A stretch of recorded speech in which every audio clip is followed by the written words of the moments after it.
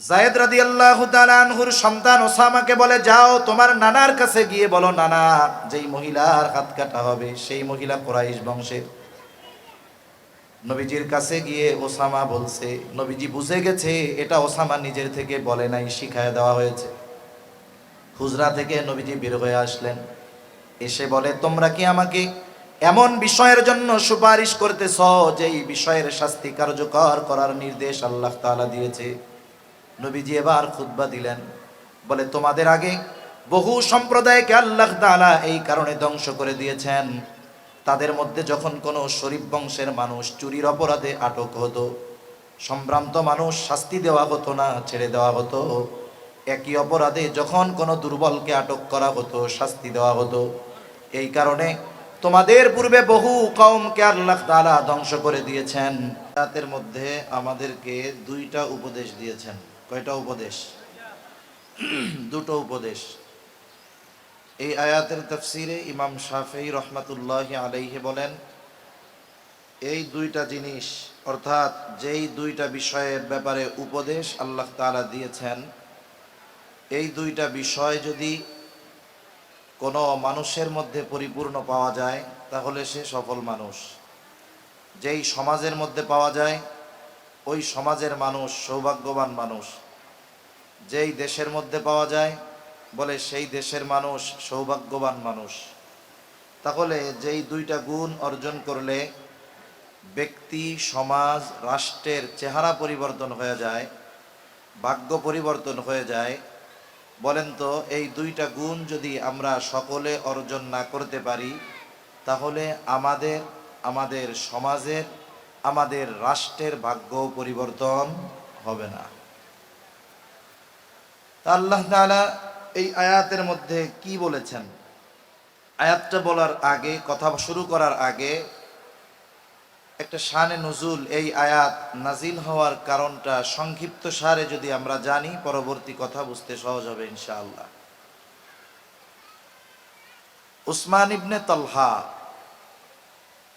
তার কাছে কাবা শরীফের চাবি ছিল। ভাই আওয়াজটা রিভার্ব দিয়ে ছাড়েন, আওয়াজটা ক্যান ক্যান না করে টুইট কমান, সুন্দর আওয়াজ জানি কানে আস, এইভাবে করে। উসমান ইবনে তালহার কাছে জাহেলিয়াতের সময় বায়তুল্লাহর চাবি ছিল। রাসূলুল্লাহ সাল্লাল্লাহু আলাইহি ওয়াসাল্লাম হিজরতের পূর্বে একবার উসমান ইবনে তালহার কাছে এই চাবি চাইলেন। সপ্তাহে 2 দিন দরজা খোলা হতো, মানুষজন ভেতরে যাইত, ইবাদত করত। রাসূলুল্লাহ সাল্লাল্লাহু আলাইহি ওয়াসাল্লাম উসমান ইবনে তালহার কাছে যখন চাবি চেয়েছেন, সে দেয় নাই। হযরত আলী রাদিয়াল্লাহু তাআলা আনহু সাথে ছিলেন। উসমান ইবনে তালহার কাছ থেকে চাবি কেড়ে নিয়ে বাইতুল্লাহর দরজা খুলে দিলেন। নবীজি ভেতরে ঢুকলেন, ইবাদত করলেন, এরপরে বের হয়ে গেলেন। এই সময় নবীজি উসমান ইবনে তালহাকে উদ্দেশ্য করে বলতেছিল, উসমান ইবনে তালহা তখনও তো কাফের, ঈমান আনে নাই। বলতেছে, তালহা, আজকে আমি চাবি চাইলাম, তুমি আমাকে এই চাবিটা দিলা না, কিন্তু এমন একটা সময় আসবে যখন এই চাবি আমার নিয়ন্ত্রণে থাকবে, তখন আমি যাকে খুশি তাকে এই চাবি বহনের দায়িত্ব দিতে পারবো। উসমান ইবনে তালহা বলেন যে ওই সময় হিজরতের আগে যখন এই কথাটা মুহাম্মদ সাল্লাল্লাহু আলাইহি ওয়াসাল্লাম বলেছে, কথাটা আমার হৃদয় পর্যন্ত পৌঁছায় গেছে যে উনি যেহেতু এই কথা বলেছেন এটা বাস্তবে পরিণত হবে, কোনো সন্দেহ নেই। যদিও ওই সময় পর্যন্ত পরিবেশ যা মনে হচ্ছিল এটা অসম্ভব, কিন্তু যেহেতু মুহাম্মদ বলছে, এখন অসম্ভব মনে হলেও এটা একটা সময় বাস্তব হবে, এটা আমার দিলের মধ্যে গেঁথে গিয়েছিল। মক্কা বিজয় হলো, স্বাভাবিকভাবে বাইতুল্লাহর চাবি নবীজির হাতে চলে আসলো। উসমান ইবনে তালহাও ঈমান এনে ফেলছে। তখন আব্বাস রাদিয়াল্লাহু তাআলা আনহু নবীজির কাছে বলছেন যে এই কাবা ঘরের চাবি বহনের দায়িত্ব আমাদের কাছেই থাক, আমাকে দিয়া দেন। কিন্তু আল্লাহ সুবহানাহু ওয়া তাআলা নবীজিকে ওহীর মাধ্যমে নির্দেশ দিয়ে দিলেন, না। ওই সময় তো উসমান ইবনে তালহা বেঈমান ছিল, এখন তো ঈমানদার। আপনি এই চাবি বহনের দায়িত্ব ওসমান ইবনে তালহার হাতেই প্রদান করে দেন। আল্লাহ তাআলা কি বলেন? আল্লাহ তাআলা বলেন, ইন্নাল্লাহা ইয়া'মুরুকুম আন তু'আদ্দুল আমানাতি ইলা আহলিহা ওয়া ইযা হাকামতুম বাইনান নাসি আন তাহকুমু বিল আদল। আল্লাহ রাব্বুল আলামিন বলেন, নিশ্চয়ই আল্লাহ তোমাদেরকে আদেশ দিচ্ছেন। ইন্নাল্লাহা ইয়া'মুরুকুম, কি আদেশ? বলে আন তুআদ্দুল আমানাতি ইলা আহলিহা, যে আমানত তার হকদারের কাছে ফিরিয়ে দাও। ভাই আওয়াজটা আর একটু ছাড়েন, আওয়াজটা টনটন করেন, বেশ কমান, আওয়াজ ছাড়েন পুরো। আল্লাহ রাব্বুল আলামিন বলেন যে আমানত তার হকদারের কাছে ফিরিয়ে দাও। কোরআনুল কারীম হলো এমন এক কিতাব, আল্লাহ তাআলা যখন কোরআন নাজিল করেন, যদি কোনো শব্দ আগে থাকে পরে থাকে, শুধু ওই শব্দের শাব্দিক অর্থই থাকে এমনটা নয়, বরং ওই শব্দ আগে পিছে আসার পেছনেও কারণ আছে। আবার কোথাও কোথাও আল্লাহ তাআলা এক বচন, দ্বিবচন, বহু বচন ব্যবহার করেন। এইটা এক বচন, দ্বিবচন, বহু বচন হওয়ার পেছনেও কারণ আছে। সাধারণত আমরা অনেক সময় মনে করি আমানত বিষয়টা হলো মানুষের সম্পদ আমার আপনার কাছে রাখলো, আর এই সম্পদ যথা সময়ে ফিরিয়ে দেওয়া, এটাই মনে হয় বড় আমানতদারিতা। কিন্তু আল্লাহ রাব্বুল আলামিন এই আয়াতের মধ্যে আমানত শব্দটিকে বহুবচন হিসাবে এনেছেন। তার মানে মুফাসসিরিনে কেরাম বলেন, আমানত একটি বিষয়ের সাথে সম্পৃক্ত বিষয় নয়, বরং আমানতদারিতার অনেকগুলো দিক রয়েছে। এই আয়াতে মূলত আল্লাহ তাআলা দায়িত্বকেও আমানত হিসাবে অভিহিত করেছেন। দায়িত্ব আমানতের অংশ। আর রাসূল সাল্লাল্লাহু আলাইহি ওয়াসাল্লাম সর্বক্ষেত্রে ঈমানদারদেরকে আমানতদার হওয়ার ব্যাপারে উদ্বুদ্ধ করেছেন। রাসূলুল্লাহ সাল্লাল্লাহু আলাইহি ওয়াসাল্লাম বলেন, লা ঈমানা লিমান লা আমানাতা লাহ। নবীজি বলেন, যার মধ্যে আমানতদারিতা নাই তার ঈমান নাই। কারণ আমানতহীনতা এটা মুমিনের কর্ম হতে পারে না। আমানতের খেয়ানত এটা কোনো মুমিনের কর্ম হতে পারে না। সেই জন্য যে খেয়ানতকারী সে প্রকৃত মুমিন নয়। আর মুনাফিক হলো, তার আলামত হলো খেয়ানত করা। এই জন্য রাসূল আকরাম সাল্লাল্লাহু আলাইহি ওয়াসাল্লাম মুনাফিকের আলামতগুলো আমাদেরকে জানিয়ে দিয়ে বলেন, যতগুলো আলামত মুনাফিকের, এর মধ্যে অন্যতম হলো ইযা তুমিনা খানা। মুনাফিকের কাছে আমানত রাখলে মুনাফিক আমানতের খেয়ানত করে। আর মুমিন জীবন দিয়ে হলেও আমানতের হেফাজত করে। আমরা এমন এক আমানতদার নবীর উম্মত। কাফেররা যখন সম্মিলিতভাবে সিদ্ধান্ত নিল মুহাম্মদকে আর ছেড়ে দেওয়া হবে না, প্রত্যেক গোত্র থেকে এক একজন নিযুক্ত করা হলো যে সম্মিলিতভাবে আক্রমণ চালিয়ে মুহাম্মদকে হত্যা করা হবে। আল্লাহ তাআলা এর অনেক আগ থেকে আমার আপনার নবীকে খবর দিয়ে রাখছেন, আপনি প্রস্তুত থাকেন, অচিরেই আপনার মদিনার সফর শুরু হবে। নবীজি হিজরতের জন্য প্রস্তুত, কিন্তু নির্দিষ্ট তারিখ নবীজির জানা নাই।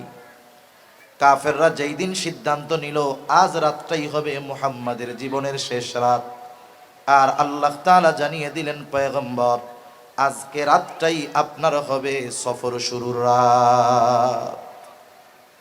রাসূল আকরাম সাল্লাল্লাহু আলাইহি ওয়াসাল্লাম সফর শুরু করবেন, নিজের ঘরে হযরত আলী রাদিয়াল্লাহু তাআলা আনহুকে শোয়ায়া রেখে গেছেন। কেন রেখে গেছেন? কারণ নবীজি যখন হিজরতের সফর শুরু করবেন, মদিনার উদ্দেশ্যে সফর শুরু করবেন, ওই সময়ও কাফেরদের অনেক সম্পদ আমার আপনার নবীর হেফাজতে ছিল। নবীজি এই আমানতদারিতার গুণ নবুয়তির পরে অর্জন করেছেন তা নয়, বরং কাফেররা আমার আপনার নবীজির নবুয়তির কমসে কম 20 বছর আগে আমার আপনার নবীজির উপাধি দিয়েছে আল আমিন, আমানতদার। রাসূলুল্লাহ সাল্লাল্লাহু আলাইহি ওয়াসাল্লাম কাদের আমানত ফিরিয়ে দেওয়ার ব্যবস্থা করে সফর শুরু করেছেন? বলে যারা তাকে হত্যা করার জন্য ঘর ঘিরে রাখছে। রাসূল সাল্লাল্লাহু আলাইহি ওয়াসাল্লাম আলী রাদিয়াল্লাহু তাআলা আনহুকে বললেন, আলী, আমানতের বস্তুগুলো যথাযথভাবে প্রত্যেক হকদারের কাছে পৌঁছিয়ে দিয়ে এরপরে তুমি মদিনার উদ্দেশ্যে রওনা হবা। শত্রু চতুর্দিকে ঘিরে রেখেছে, শত্রুর সম্পদ নবীজির কাছে। অথচ চিন্তা করেন আমরা হলে কি করতাম? আমরা চিন্তা করতাম যারা আমাকে মারতে চায় এদের সম্পদ ফেরত দেওয়ার কি দরকার, এইগুলা নিয়ে গেলেই তো হবে। কিন্তু নবীজি ওই কঠিন সময়ও যাদের কারণে মক্কা ছেড়ে যাওয়া লাগতেছে, যারা নবীজিকে হত্যা করার জন্য চতুর্দিকে ঘিরে রেখেছে, তার দুশমনদের আমানতের বস্তু ফিরিয়ে দেওয়ার ব্যবস্থা না করে হিজরত শুরু করেন নাই। কেমন আমানতদার নবী ছিলেন আমাদের নবী! কাফেররাও আমার আপনার নবীর আমানতদারিতায় মুগ্ধ হয়ে অনেক অমুসলিম ঐতিহাসিক নবীজির ব্যাপারে মন্তব্য করেছে যে মুহাম্মদ এমন একজন আমানতদার ব্যক্তি ছিলেন যে তার ঘোর দুশমন নিশ্চিন্তে নির্দ্বিধায় তার সবচাইতে দামি সম্পদটা মুহাম্মাদের কাছে নিশ্চিন্তায় আমানত রাখত। সুবহানাল্লাহ। অথচ দেখা যাচ্ছে, ভলিউম বাড়ান ভাই, ছাড়েন আরো আওয়াজ, কার্পণ্যতা করেন কেন? ছাড়েন, সুন্দর হইতেছে।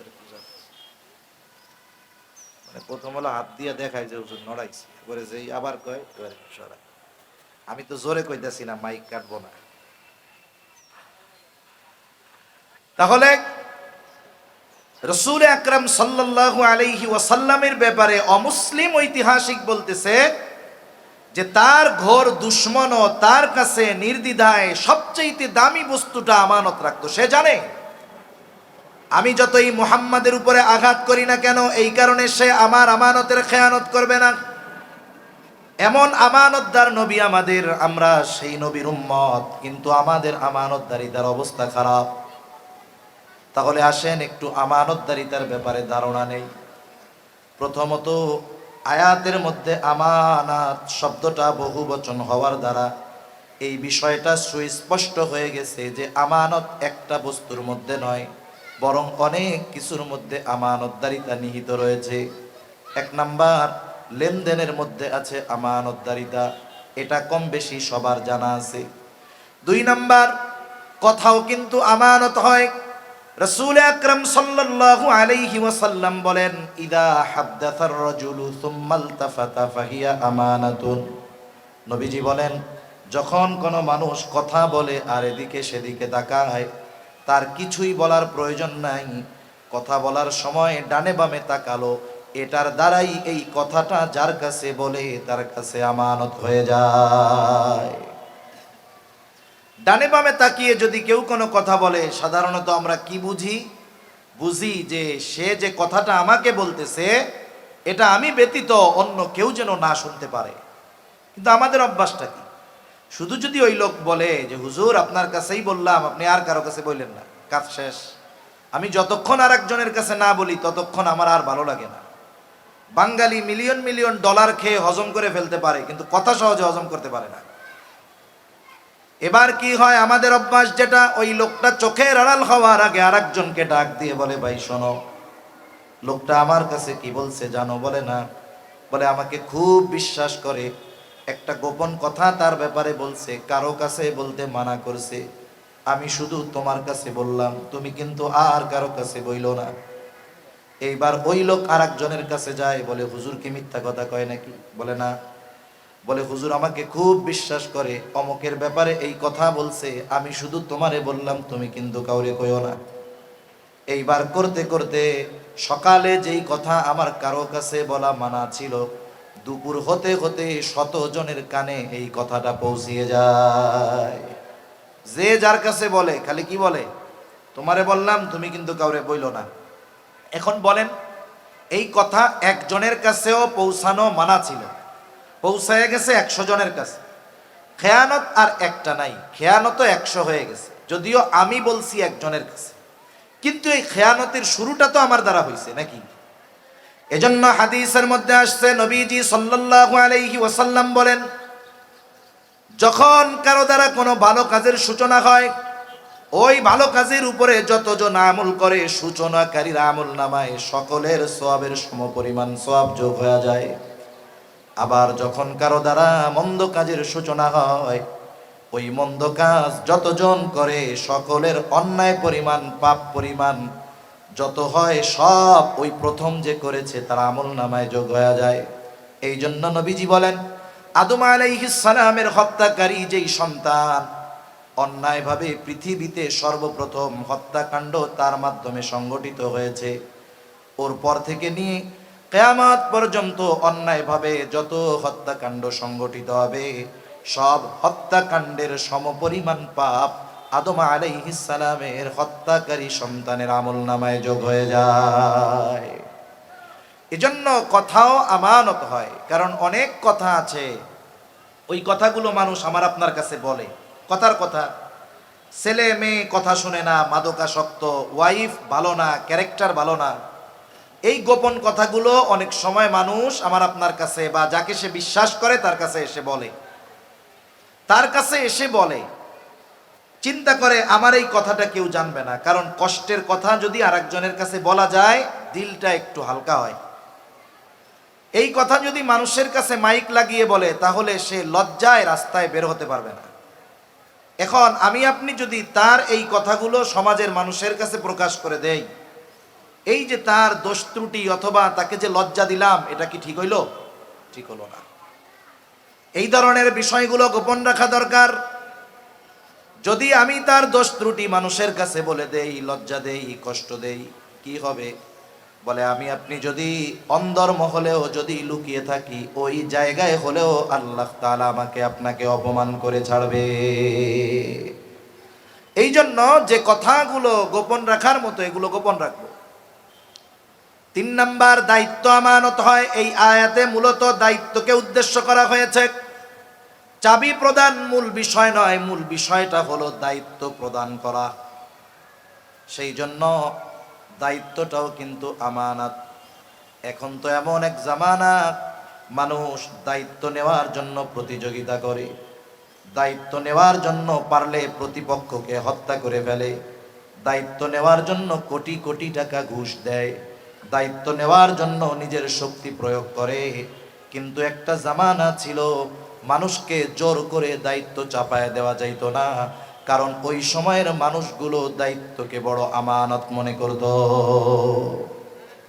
ইমাম আজম আবু হানিফা রহমাতুল্লাহ আলাই, খলিফা মনসুর ইমাম আবু হানিফাকে প্রস্তাব দিয়েছে, প্রধান বিচারকের চেয়ার খালি, আপনি এই দায়িত্ব গ্রহণ করেন।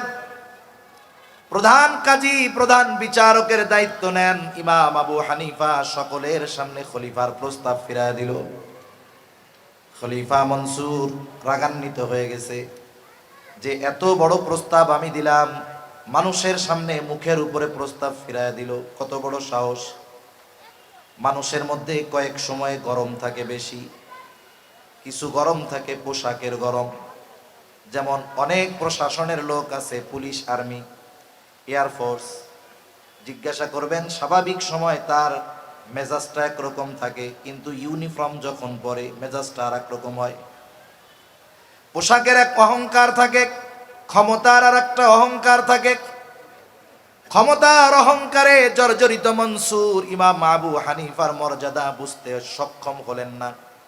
হাতের মধ্যে একটা চাবুক ছিল, চাবুকটা দিয়ে ইমাম আবু হানিফার গায়ে বাড়ি মেরে দিয়েছে। আমার মতো মোল্লা যদি সরকার পিটায় কিছু কওয়ার নাই, ইমাম আবু হানিফাও কিছু বলেন নাই। খলিফা মনসুর রাজপ্রাসাদে ফিরে গেলেন। খলিফা মনসুরের এক চাচা বলে, মনসুর, কাজটা কিন্তু ভালো হয় নাই, আবু হানিফার গায়ে চাবুক দিয়ে আঘাত করেছো, এটা অন্যায় করেছো, যথা দ্রুত সম্ভব তুমি আবু হানিফার কাছে ক্ষমা চাও। রাগের মাথায় মানুষ অনেক কিছু করতে পারে, কিন্তু যখন রাগ না থাকে, ওই কাজ যে করছে এটা ভাবতেই সে লজ্জা পায়। যেমন 20 বছরের সংসার, একদিন একটু দ্বন্দ্ব লাগছে সামান্য বিষয় নিয়ে, তর্কাতর্কি হয়েছে, দেখা যায় মুহূর্তের ভিতরে 3 সন্তানের মাকে 14 গোষ্ঠী শুদ্ধ তালাক দিয়া বইয়া থাকে। আছে না নাই? তালাক যেই দেয়, শয়তানের এক মিশন শেষ। এরপরে মোহাব্বতের খাজানা নিয়ে শয়তান হাজির। এখন এমন ভাব যে দুইজনকে ছাড়া আর বাঁচতে পারবে না। চলে আসছে মাদ্রাসার মধ্যে, হুজুর সর্বনাশ, কি হয়েছে? কয় আমি তো এই কাজ করে ফেলছি। কেমনে করছো? কয় হুজুর রাগের মাথায় করছি। কেউ কি এই কাজ আনন্দে করে নাকি? রাগের মাথায় তো করে। এজন্য জীবনের একটা মূলনীতি হওয়া দরকার যে রাগান্বিত অবস্থায় কোনো সিদ্ধান্ত নেওয়া যাবে না। রাগ আসলে কি করতে হবে? ইসলাম আমাদেরকে যেই নির্দেশনা দেয়, দাঁড়ানো থাকলে বসে পড়তে হবে, বসে আছেন শুয়ে পড়েন, অজু করেন, নামাজে দাঁড়িয়ে যান, দেখা যাবে মুহূর্তের ভিতরে রাগ কমে যাবে। রাগান্বিত অবস্থার সিদ্ধান্ত হয়তো বাকি হায়াত পস্তানোর কারণ হয়ে যেতে পারে। খলিফা মনসুর চাবুক দিয়ে আঘাত করেছে রাগান্বিত অবস্থায়, কিন্তু এখন গিয়ে তার কাছে সশরীরে মাপ চাবে, তার লজ্জা লাগতেছে। চিন্তা করছে আমার সবচাইতে বিশ্বস্ত মানুষটাকে পাঠায়া দেই। বলছে যাও ইমাম আবু হানিফার কাছে গিয়ে আমার পক্ষ থেকে মাপ চাইবা, বলবা খলিফা লজ্জিত, ক্ষমা চেয়েছে। সাথে 1 থলে স্বর্ণ মুদ্রা দিয়ে দিল যে এটা আমার পক্ষ থেকে ইমাম আবু হানিফাকে হাদিয়া দিবা, আর বলবা আপনি যদি এই হাদিয়া গ্রহণ করেন তাহলে খলিফা সুনিশ্চিত হবে যে আপনি তাকে মাফ করে দিয়েছেন। লোকটা গেছে 1 থলে স্বর্ণ মুদ্রা নিয়ে মাপ চাইতে, সাথে সাথে ইমাম আবু হানিফা মাফ করে দিছে। এইবার এই স্বর্ণ মুদ্রার থলে দিয়া বলে এইটা খলিফা আপনাকে হাদিয়া দিছে, এটা যদি আপনি গ্রহণ করেন তাহলে উনি সুনিশ্চিত আপনি মাফ করেছেন। ইমাম আবু হানিফা বলে মাফ করেছি, এটা লাগবে না। লোকটা পিড়াপিড়ি করতেছে বেশি, বলে আপনি রাখেন, প্রয়োজনে আপনি এটা অন্যদের সদকা করে দিয়েন। ইমাম আবু হানিফা বলে শোনো, আমি তোমার কাছ থেকে এটা রাখবার পর নিজের জন্য ব্যয় করলাম নাকি অন্যদের দিয়ে দিলাম সেটা বিষয় নয়, বরং তোমার খলিফা জানবে ইমাম আবু হানিফা আমার দেওয়া হাদিয়া গ্রহণ করেছে, এটা নেওয়া যাবে না। আরো পিড়াপিড়ি যখন করে, বলে তোমার খলিফা যে আমারে হাদিয়া দিল, এত সম্পদ পাইল কোথায়? এত সম্পদ পেল কোথায়? বলে উনি পাবে কোথায়? রাষ্ট্রীয় কোষাগার থেকে দিছে। বলেন তো, রাষ্ট্রীয় যেই সম্পদ, এটা কি রাষ্ট্রপ্রধানের নিজের সম্পদ? বরং জনগণ তাকে ওই সম্পদের যথাযথ হেফাজতের জন্য নিযুক্ত দিয়েছে, ঠিক কিনা বলেন? এবং এই কারণে প্রতি মাসে তাদের একটা ভাতা দেওয়া হয়। বাংলাদেশের যারা আছে, প্রেসিডেন্ট থেকে নিয়ে শুরু করে মেম্বার পর্যন্ত, এদের একটা নির্ধারিত ভাতা আছে না নাই? এই ভাতার বাইরে ব্যক্তিগত কাজে, জনগণের জন্য না, ব্যক্তিগত কাজে এই যে হাদিয়া দিচ্ছে, এটা নিজে ব্যক্তিগত কাজের জন্য দিচ্ছে। ব্যক্তিগত কাজে 1 টাকা ব্যবহারের অনুমতি ইসলাম তাদেরকে দেয় নাই। ওইখান থেকে সে গ্রহণ করতে পারবে এতটুকু, যতটুকু সে তার জন্য ভাতা নির্ধারণ করা হয়েছে।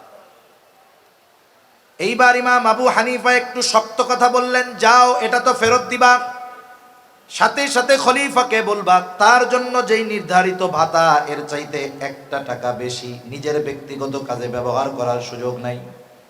তাহলে কি হবে? বলে দায়িত্বের খেয়ানত হবে, মানুষের হক নষ্ট করা হবে। এইবার লোকটা চলে গেছে সুন্দর মতো খলিফার কাছে। কিছু মানুষ আছে তিলকে কথার মাধ্যমে তাল বানায়া ফেলতে পারে, মানে ছোট কথা এমন ভাবে সুন্দর মিথ্যার প্রলেপ দিয়ে বলে, মনে হয় এই কথা মিথ্যা হইলেও শুনতে ভালো লাগে। ঢাকার মানুষ এটা আমরা আরো ভালো জানি। আমরা যখন আগে মাদ্রাসায় পড়তাম, আমাদের স্বপ্নের জায়গা ছিল গুলিস্তান, মানে সব কিছু পাওয়া যায় কম দামে। তা গুলিস্তানে হকাররা ওষুধ বেচে, 20 টাকায় সব রোগ সেরা যাবে। একটা গাছরা নিতে হবে, গাছের মূল, বলে সব রোগ সেরা যাবে, ডায়াবেটিক্স, ক্যান্সার, হার্ট, উচ্চ রক্তচাপ সব সেরা যাবে। এখন বলেন তো, ওই মজলিসের একজনকে আলাদা করে যদি জিজ্ঞাসা করা হইতো, আপনার কি বিশ্বাস হয় যে এই এক গাছের শেকড়ে সব রোগ চলে যাবে? বলবে না হুজুর, এটা মিথ্যা কথা। দেখেন উনি দৃঢ়ভাবে বিশ্বাস করে মিথ্যা কথা, কিন্তু এরপরেও ওই মিথ্যা কথা শুনতে মজা লাগে। কেন? কারণ মিথ্যাটা এত সুন্দরভাবে সাজায়া গোছায়া কয়, অবিশ্বাস হইলেও শুনতে খুব ভালো লাগে। তা ওই ব্যক্তি গিয়া খলিফার কাছে একেবারে এই কথাটাকে আরো রসকস দিয়া যখন বলছে, খলিফা আরো রাগ। এইবার বাহিনী পাঠায়া দিছে, এত বড় স্পর্ধা, আমার ব্যাপারে এরকম বলে, যাও আটক করো, জেলখানায় আটকাও। ইমাম আবু হানিফাকে জেলখানার মধ্যে আটকানো হলো, চাবুক দিয়ে আঘাত করা হয়, আর বলা হয় আপনি যদি প্রধান বিচারকের দায়িত্ব গ্রহণ করেন ছেড়ে দেওয়া হবে। ইমাম আবু হানিফা চাবুকের আঘাতে জর্জরিত, তবুও দায়িত্ব গ্রহণ করেন না। ঐতিহাসিকদের থেকে দুইটা মত পাওয়া যায়। যখন ইমাম আবু হানিফা তার কথার উপরে অটল অবিচল, খাবারের সাথে বিষ প্রয়োগ করে ইমাম আবু হানিফা রহমাতুল্লাহ আলাইহিকে শহীদ করে দেওয়া হলো। আর এক বর্ণনায় আসছে, যখন তিনি প্রচণ্ড অসুস্থ হয়ে গেলেন, ওনাকে ছেড়ে দেওয়া হলো, তবে ওনাকে গৃহবন্দী, নজরবন্দি করে ফেলা হলো।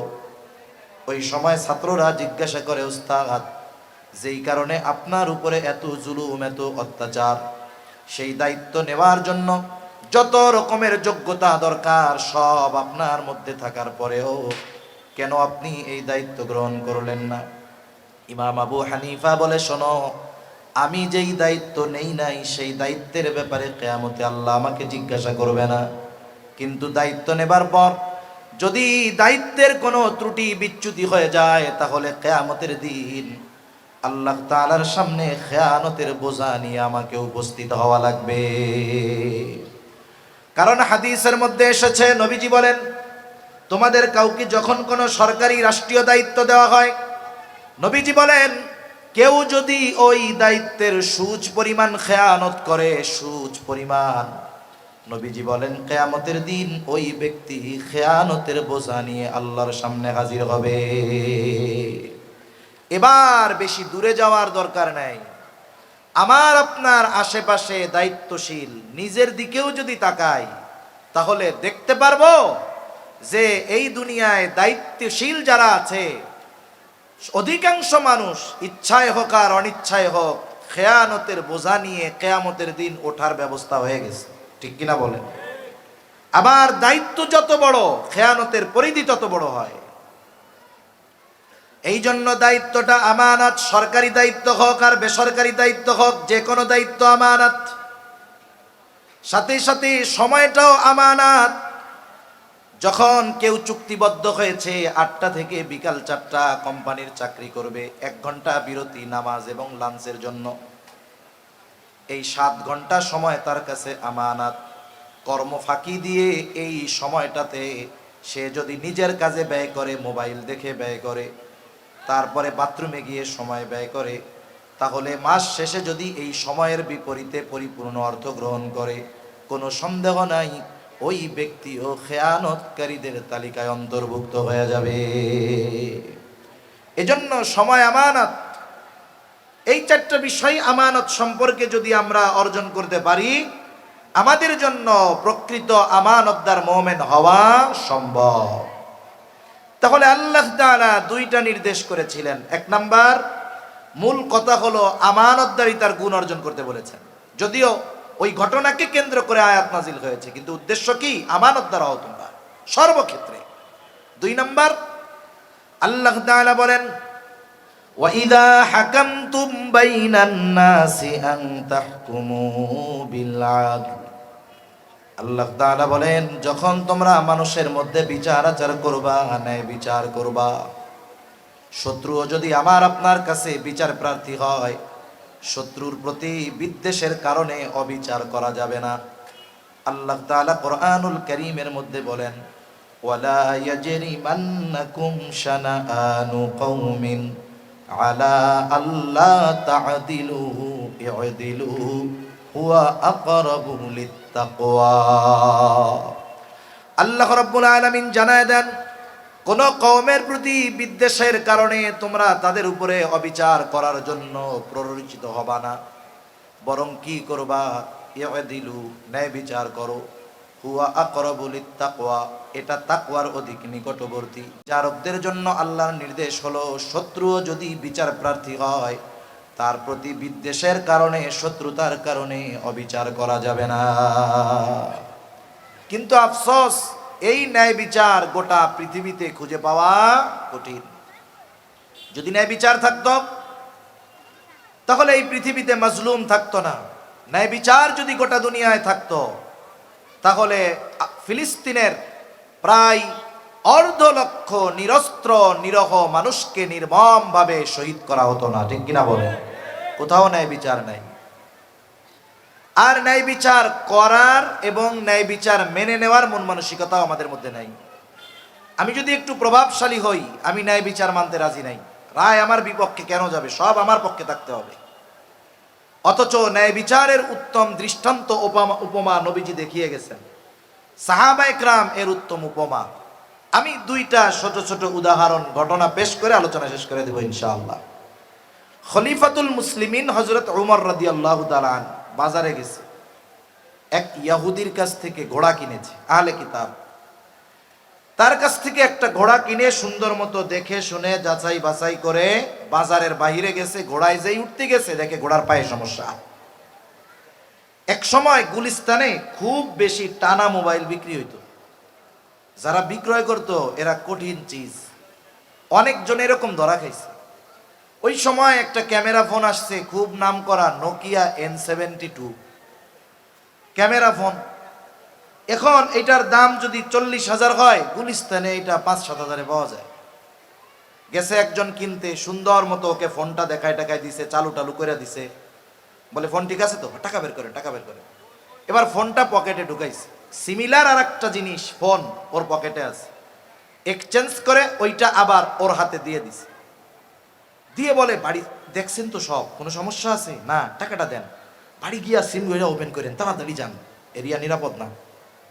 ও একটু পরে গেছে, সিম ওপেন করতে যায়, খুলে না। কিরে, এবার খুললে মুল্লা দেখে ভিতরে একটা লাক্স সাবান বেরা দেওয়া। উপরে সব ঠিক আছে, ভিতরে কি সাবান? লাক্স সাবান। এখন বেছে সুন্দর মতো দেখে শুনে কিনে বাইরে গেছে, উঠতে গেছে, পায়ে সমস্যা। ঘোড়া নিয়ে ফেরত আসে, এসে বলে, এই তুমি আমারে খারাপ ঘোড়া দিছো কেন? বলে, না, ভালো ঘোড়া দিয়েছি। দুজনের মধ্যে তর্কাতর্কি শুরু হয়ে গেছে। অর্ধ জাহানের শাসকের সাথে তর্ক করতেছে একজন ইহুদি। চিন্তা করা যায়। হযরত ওমর রাদিয়াল্লাহু তাআলা আনহু বলেন, তোমার আর আমার মধ্যে এই বিষয়ের মীমাংসার জন্য তৃতীয় আরেকজনকে তুমি বিচারক হিসাবে মানো। দেখে সামনে দেখা যায় সুরাই। ইহুদি বলে, খলিফাতুল মুসলিমিন, আমার আর আপনার মধ্যে এই সমস্যা নিরসন করবে সুরাই। সে যা ফয়সালা দিবে আমরা মাইনা নিব। বলে, হ্যাঁ ঠিক আছে। এবার সুরাই আসছে। দুইজনের কথাই সমগুরুত্ব সহকারে শুনেছে, বাদী বিবাদী উভয়ের কথা। নবীজি বলেন, বিচারক যখন বিচার করবে, বাদী বিবাদী উভয়ের কথা সমগুরুত্ব সহকারে শুনতে হবে। এর উপরে ভিত্তি করে ইনসাফের সাথে রায় দিতে হবে। দুইজনের কথা শোনার পরে বলে, খলিফাতুল মুসলিমিন, আপনি কি চান? বলে, আমি চাই সে ঘোড়াটা ফেরত নিবে। বলে, অবশ্যই সে ঘোড়া ফেরত নিতে বাধ্য। তবে একটা জিনিস আপনি বলেন, আপনি যখন তার কাছ থেকে ঘোড়া বুঝে নিয়েছেন তখন কেমন ছিল? বলে, যখন বুঝে নিয়েছি তখন তো কোনো সমস্যা ছিল না। কখন সমস্যা দেখা দিছে? বলে, বাজারের বাহিরে গেছি, ঘোড়া তখন দেখি সমস্যা। তার মানে বেচা কেনার মজলিসের মধ্যে এই ত্রুটি ধরা পড়ে নাই। এখন কি হলো? বলে, খলিফাতুল মুসলিমিন, আপনি যেহেতু তার থেকে ভালো ঘোড়াই বুঝে নিয়েছেন, এখন যদি আপনাকে ফেরত দিতে হয়, অবশ্যই যেমনটা তার কাছ থেকে বুঝে নিয়েছেন তেমনটাই আপনাকে ফেরত দিতে হবে। রায় খলিফার পক্ষে গেছে না বিপক্ষে গেছে? মনে করেন পৃথিবীর এমন দেশ, যেই দেশে এক বিচারক এমন এক রায় দিছে, লিগ্যাল রায়, সরকার প্রধানের বা তার দলের বিপক্ষে গেছে। প্রধান বিচারকের বাইচা থাকাই কঠিন, যদিও সে মুসলিম না। আবার সৌভাগ্য, আমেরিকা চলে গেছে। ঠিক কিনা বলেন? ন্যায় বিচার মানতে রাজি নাই। পাতি নেতা হইলেও ন্যায় বিচার মানতে রাজি নাই। খলিফাতুল মুসলিমিন একটু পরেই বলে, হ্যাঁ সুরাই, এটাই ন্যায় বিচার, এটাই ন্যায় বিচার। এই যে ন্যায় বিচার করলো, খলিফার বিপক্ষে রায় গেছে, খলিফা রাগ হন নাই, বরং বলতেছে সুরাই কুফার প্রধান কাজীর আসনটা খালি, আমি তোমাকে নিয়োগ দিয়ে দিলাম, আজকে থেকে তুমি কুফার প্রধান বিচারকের দায়িত্ব পালন করবা। এইবার সে চলে গেছে ওমর রাদিয়াল্লাহু তাআলা আনহুর সময়, তারপরে ওসমান রাদিয়াল্লাহু তাআলা আনহুর সময়, আলী রাদিয়াল্লাহু তাআলা আনহুর খেলাফত কাল, আমিরে মুআবিয়া রাদিয়াল্লাহু তাআলা আনহুর সময়কাল, নিষ্ঠার সাথে ঐতিহাসিক অনেক রায় সুরাইয়ের মাধ্যমে দেওয়া হয়েছে। সর্বশেষ যেই কথাটা কইয়া আলোচনা শেষ করি, নবীজি সাল্লাল্লাহু আলাইহি ওয়াসাল্লামের দরবারে এক চোরের বিচার হবে। চোর হলো মহিলা, কুরাইশ বংশের, মাখজুম গোত্রের বংশ, কুরাইশ গোত্র মাখজুম। সাহাবায়ে কেরাম চিন্তা করে, কুরাইশ বংশের মহিলার যদি চুরির কারণে হাত কাটা যায়, তাইলে ইসলাম বিদ্বেষী কাফেররা, ইহুদিরা এরা বলবে, দেখ নবীর বংশের মাইয়াও চোর। সাহাবায়ে কেরাম নবীর বংশের ব্যাপারে এরকম কথা হবে, এটাও বরদাস্ত করতে পারে না। তা চিন্তা করলো, হয়তো নবীজি জানে না, একটু খবরটা জানাই। যায়েদ রাদিয়াল্লাহু তাআলা আনহুর সন্তান ওসামাকে বলে, যাও তোমার নানার কাছে গিয়ে বলো, নানা যেই মহিলার হাত কাটা হবে সেই মহিলা কুরাইশ বংশের। নবীজির কাছে গিয়ে ওসামা বলছে, নবীজি বুঝে গেছে এটা ওসামা নিজের থেকে বলে নাই, শিখায় দেওয়া হয়েছে। হুজরা থেকে নবীজি বের হয়ে আসলেন, এসে বলে, তোমরা কি আমাকে এমন বিষয়ের জন্য সুপারিশ করতেছ যেই বিষয়ের শাস্তি কার্যকর করার নির্দেশ আল্লাহ তাআলা দিয়েছে? নবীজি এবার খুতবা দিলেন, বলে, তোমাদের আগে বহু সম্প্রদায়কে আল্লাহ তাআলা এই কারণে ধ্বংস করে দিয়েছেন। তাদের মধ্যে যখন কোনো শরীফ বংশের মানুষ চুরির অপরাধে আটক হতো, সম্ভ্রান্ত মানুষ শাস্তি দেওয়া হতো না, ছেড়ে দেওয়া হতো। একই অপরাধে যখন কোনো দুর্বলকে আটক করা হতো, শাস্তি দেওয়া হতো। এই কারণে তোমাদের পূর্বে বহু কওমকে আল্লাহ তাআলা ধ্বংস করে দিয়েছেন। নবীজি এবার বলেন, ওয়াইমুল্লাহ, আল্লাহর শপথ, লাউ আন্না ফাতিমাতা বিনতে মুহাম্মদ সারাকাত লাকাতাতু ইয়াদাহা। নবীজি বলেন, আল্লাহর শপথ, যদি মুহাম্মাদের কন্যা ফাতেমাও চুরি করত, আমার কন্যা খাতুনে জান্নাত এটা দেখা হতো না, অবশ্যই তার হাতটাও আমি কেটে দিতাম। তাহলে ন্যায় বিচারের উত্তম দৃষ্টান্ত, উপমা এর চেয়ে আর কি হতে পারে? এই দুইটা আদেশ করে আল্লাহ তাআলা বলেন, ইন্নাল্লাহা নি'ম্মা ইয়াইদুকুম বি। আল্লাহ কতই না সুন্দর ওয়াজ তোমাদেরকে করলেন। এখন এই ওয়াজের উপরে কি আমল করি কি করি না আল্লাহ দেখেন কি দেখেন না? এই ওয়াজ, আল্লাহর ওয়াজ শ্রবণ করার পরে কি আলোচনা সমালোচনা আমরা করি, কেউ না শুনলেও আল্লাহ শ্রবণ করেন কি করেন না? কেমন যেন আল্লাহ বলেন, বান্দা কি করো আর কি বলো আমি সব দেখি শুনি। কেন? ইন্নাল্লাহা কানা সামিআম বাসীরা। নিশ্চয়ই আল্লাহ তাআলা সর্বশ্রোতা সর্বদ্রষ্টা। সর্বপ্রথম আমরাও চাই আমানতদার ন্যায়পরায়ণ শাসক হোক, এজন্য আগে আমাদেরকে আমানতদারিতা ও ন্যায়পরায়ণতার গুণে গুণান্বিত হতে হবে। তা না হলে কি হবে? সময়ের পরিবর্তনে শাসকের চেহারার পরিবর্তন হবে, চরিত্রের পরিবর্তন হবে না। আল্লাহ তাআলা আমাদের সকলকে প্রকৃত আমানতদার ও ন্যায়পরায়ণ হওয়ার তৌফিক দান করেন। আমিন। ওয়া আখিরু দাওয়ানা আলহামদুলিল্লাহি রাব্বিল আলামিন। আসসালামু আলাইকুম।